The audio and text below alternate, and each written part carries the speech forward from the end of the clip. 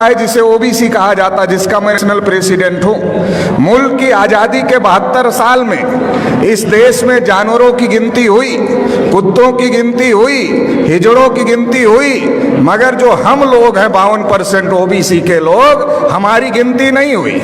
OBC के लोगों को ब्राह्मण हमेशा इस काम पे लगाता है कि इनको मुसलमानों से लड़ाई करने के काम पर लगाते रहो। जब ये मुसलमानों से लड़ाई करने के काम पर लगे रहेंगे तो ये अपने हक अधिकार की आवाज बुलंद नहीं करेंगे, और जब ये अपने हक अधिकार की आवाज बुलंद नहीं करेंगे तो इनके हक अधिकार पर ब्राह्मण कब्जा कर करके रखेगा। आजादी के 72 साल में हमारी गिनती हिंदू के नाम पर करते रहे और हमारे सारे हक अधिकार पर ब्राह्मणों ने कब्जा कर लिया।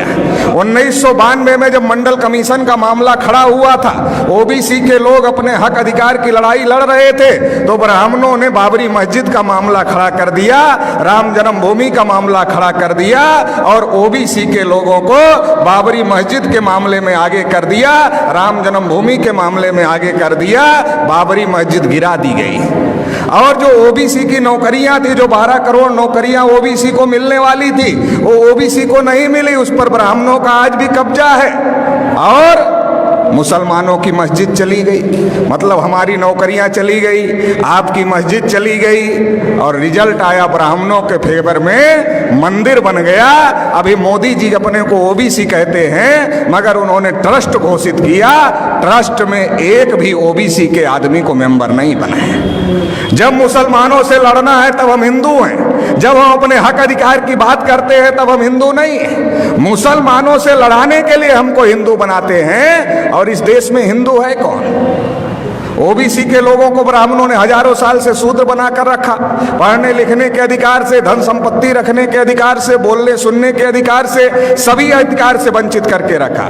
लिखा मनुस्मृति में, अगर आंख से ज्ञान देख ले तो आंख में सूजा डाल देना चाहिए, उच्चारण करे तो जीभ काट लेना चाहिए, और अगर कान से ज्ञान का एक शब्द सुन ले तो कान में शीशा पिघलाकर डाल देना चाहिए, ये लिखा।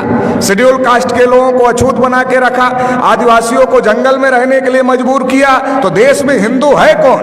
ब्राह्मणों ने हमारे ऊपर इतने जुल्म ढाए, हमें अछूत बनाया, हमें शूद्र बनाया, हमें जंगलों में रहने के लिए मजबूर किया।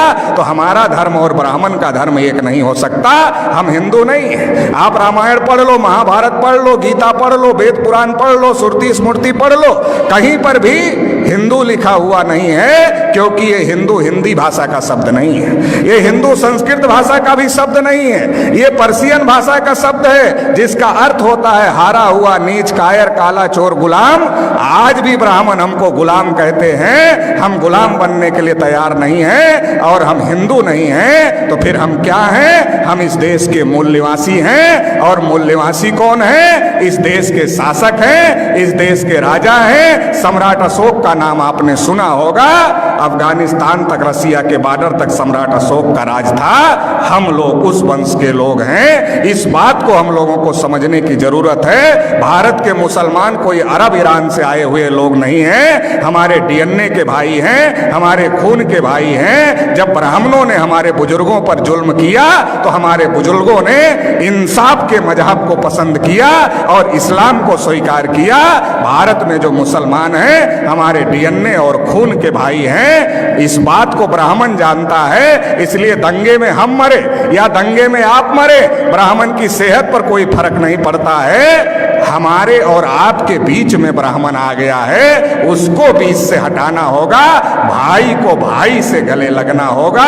ब्राह्मणों ने हजारों साल से हमको मजलूम बना के रखा, 72 साल में मुसलमानों को मजलूम बना दिया है। इसलिए मजलूम को इकट्ठा होना होगा, और जो ब्राह्मणों ने नाइंसाफी का निजाम कायम किया है, इसे ध्वस्त करना होगा और इंसाफ कायम करना होगा। इंसाफ की इस लड़ाई में आप साथ देंगे, इतना ही कहते हुए आपने मुझे सुना, इसके लिए आभार, धन्यवाद। जय मुनि।